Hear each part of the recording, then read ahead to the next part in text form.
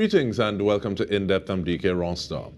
Boscoe's house is a gingerbread designed in the George Brown architectural style with a build date of 1888. Now we may soon stop calling it Boscoe Holder's house and begin to call it the Angelo Bissessarsingh Heritage House. We find out more speaking with curator Carmelita Bissessarsingh and Senior Corporate Communications Officer, Ministry of Tourism, Culture and the Arts, Shimiere Douglas.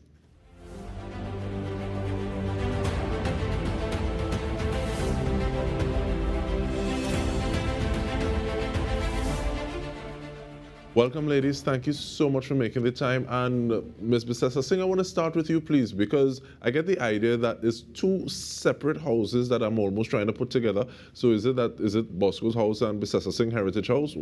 Give me a little idea about that. Thank you. Yes, actually, it is two separate entities. I acquired the first property that will be in Belmont. It used to be called the Myler House, previously owned by Mr. Michael Tony. He sold it to me last year, May, June, and from then has been a whirlwind. I recreated it as it is, very period conscious of everything that is in it and everything that I'm hoping to offer to the public. And the Boscoe Holders House is a separate building that is located in Woodford Street. And I hope for that building to become an artist type retreat for writers, researchers in history and art and music and things like that. Okay, thank you so much for that clarification. And I feel I want you to hold my hand next time I want to go buy a piece of property because something working for you. But in terms of telling me how you said it's been a whirlwind thus far. What do you feel at this point in time, having people tour the space, looking at the space and seeing the possibilities? How does that make you feel? I am genuinely happy that something like this is available for Trinidad and Tobago, and of course the wider Caribbean and international people, only because it is now probably one of the only George Brown gingerbread house in Belmont that is open to the public. And I hope that in future, I know that there are plans for Belmont to become a heritage district, that there will be more houses like this for people to just, get a glimpse of the past. Now, of course, it would be easy for me to say that from this position, but it does require a lot of effort, research, of course, financial means to do it. But I am pleased to say that people are very receptive. They have been coming in and saying a lot of positive things. And I hope that it continues a kind of snowball effect that people realize, what, Trinidad has a lot to offer. We have a lot of nice things that are still present that we could use. And our history is very rich and we should cherish it for what it is. So it's just been very, very fast how everything has happened and how everyone is very receptive to it. And let me bring Ms. Douglas into the conversation. What kind of role has the ministry helped to facilitate this whirlwind, to facilitate this thing that has happened so quickly, as according to Ms. Bissessarsingh? Well, of course, the Ministry of Tourism, Culture and the Arts is an ally, is a supporter, and we're very proud of what Ms. Bissessarsingh has accomplished so far on her own and with her allies and her supporters.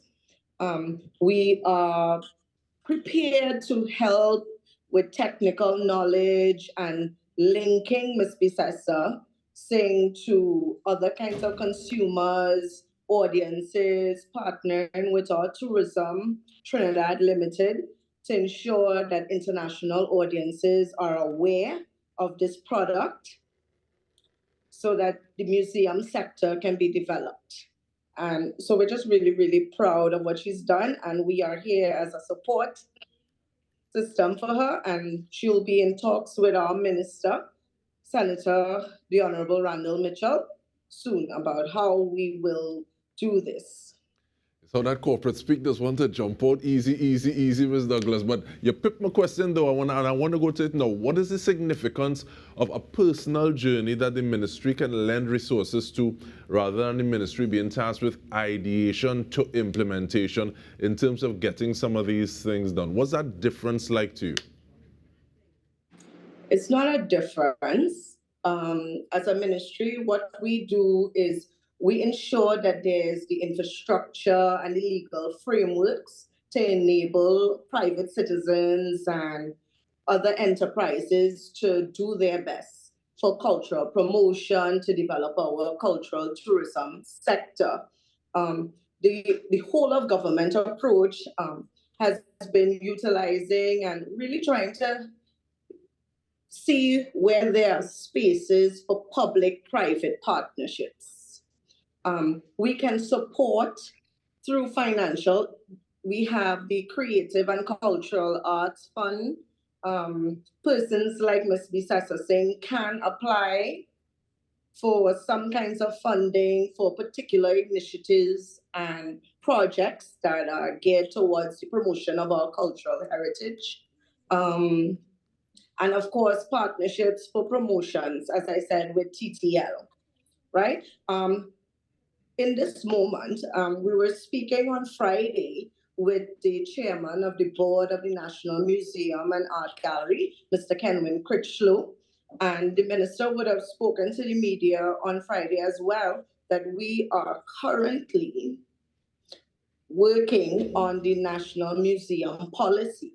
And this policy is meant to encourage co-creation between citizens and private enterprises with the government to develop the museum sector.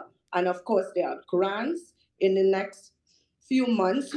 Before the year is done, the ministry will launch its DOTS program, which is a digitalization incentive program that private enterprises, other private museums can be beneficiaries of that kind of support. So that's what we're doing right now.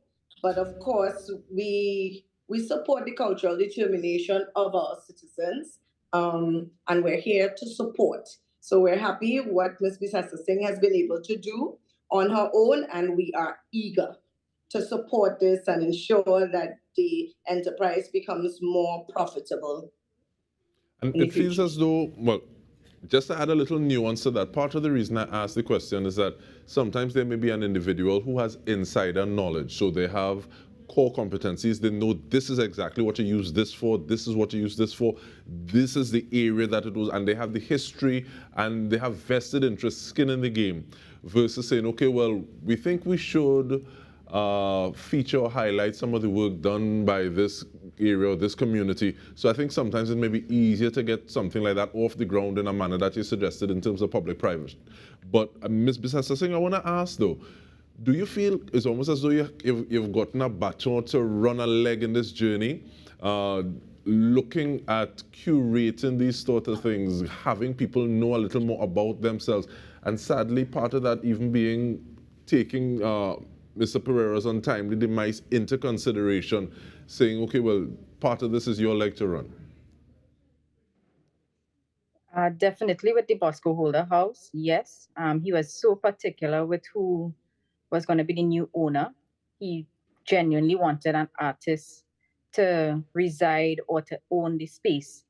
And it is so important that we don't lose certain people in our society. I mean, Mark Pereira has done a lot of work and probably a lot of hidden work that he would never get thanks for.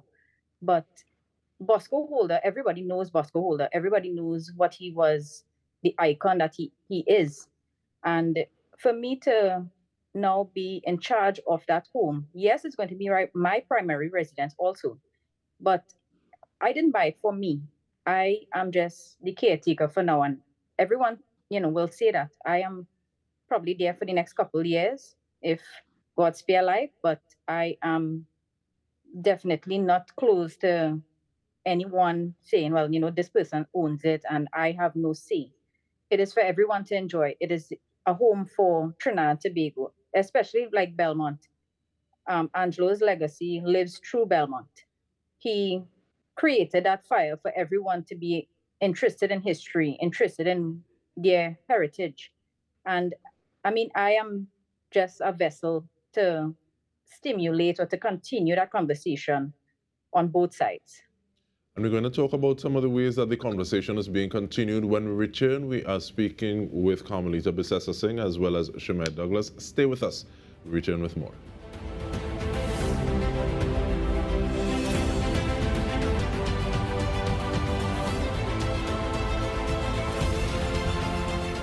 Welcome back. We are looking at the Boscoe House, Boscoe Holder House, as well as the Angelo Bissessarsingh Heritage House. And we're doing so with Senior Corporate Communications Officer at the Ministry of Tourism, Culture and the Arts, Shimiere Douglas, as well as Carmelita Bissessarsingh.